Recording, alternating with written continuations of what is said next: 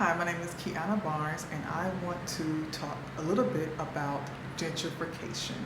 Okay, now gentrification is something that many people, not many people talk about, but many people see it. They see it in their neighborhoods, they see it happening, or they're a part of it in some form or fashion.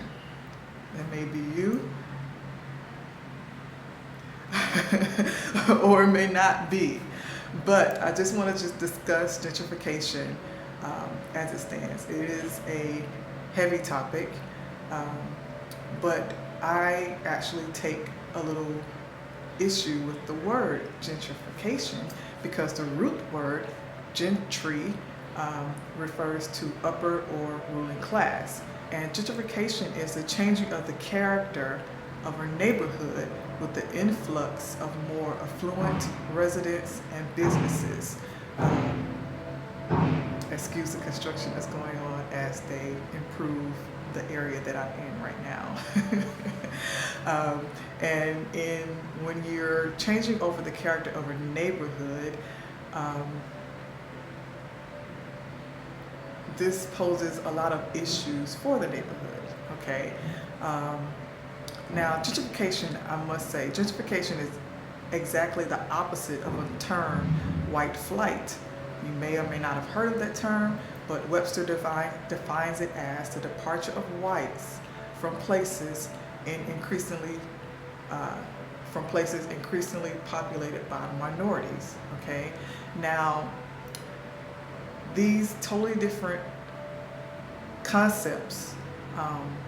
It's interesting because it depends on the period of time in which these concepts happened. Okay, back in the day, you had a lot of white flight. You had redlining. I did a video on redlining in areas, just making sure that certain groups of people stayed in certain areas. Okay, there even if you look in some of your deeds and titles to your homes, you may even see some of these discriminatory practices written there, just blatantly. Okay, I read an article recently, a report. The Center of California Real Estate did a report about basically who can afford California, who can call California home. And it had interesting statistics and numbers and data on basically what is happening right now in the areas, particularly in California. And I will link the article, the report. But they they reported about how some established black neighborhoods became more integrated in the years 2010 to 2020. Okay, became more integrated. Namely, South LA became more integrated with Latino residents, and the northern end of South LA near Culver City and near the Exposition Rail, more new residents were actually white, which is very interesting. And blacks moved further away from the city into suburbs outside of the city of the metro area, like Apple Valley, Palmdale, Inland Empire, those cities that are suburbs of, that are still, in Southern California, but not so close to the metro LA area. Okay, and this report was very interesting. Of course, they cited affordability as a problem, and affordability resulted in this reshuffling of neighborhoods and displacement of those who were able to afford those neighborhoods at one point in time, relatively comfortably, easily. Okay, the report even offers some solutions on gentrification. Well, they didn't say the word gentrification, but this is exactly what they were talking about. But there are some solutions to affordability in areas, particularly for minorities. They said that one solution would be to have more down payment assistance programs, which I also discussed in a previous video. Another solution that they discussed was credit reform and seeing how that credit scores are presented, because this knocks a lot of people out. Um, Rent is not generally reflected on credit, even though it was just passed, I believe, not too long ago in California. Well, I'm not sure if it was California or it was for everywhere. I think it was for everywhere.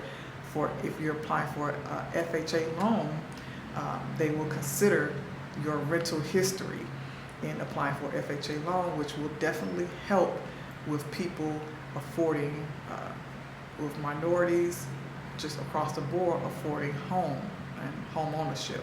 Okay, but credit reform in general, they say that that would be a solution, a possible solution to gentrification, or rather affordability in different areas. And another solution they mentioned was to build more homes. If you build more homes in areas, then people who are looking to areas that are predominantly minority, they will move into these other areas because there are more housing available. So that way, people who aren't able to afford those homes can move into, so everything kind of moves up if you build more homes, okay? Because there still is an inventory shortage as well as an affordability problem. Now, I would like to hear from you. What are some solutions or possible solutions for gentrification and affordability, particularly in high-priced areas like California, Southern California, Los Angeles, New York, Miami, San Francisco, these high-priced areas where even six figures is still out of reach for the median price home. What are your thoughts? Let me know in the comments below. Make sure that you also like this video, subscribe to my YouTube channel, and share this video with someone who, just to open up the dialogue. I just want to open up the dialogue and hear your thoughts. And if you have any questions, let's talk about it. Let's chat about it. I'm not here to offer a solution, but I'm just want to open up the dialogue to see what we can do as a nation to make sure that people are no longer displaced out of the homes and neighborhoods that they can call home. Thank you.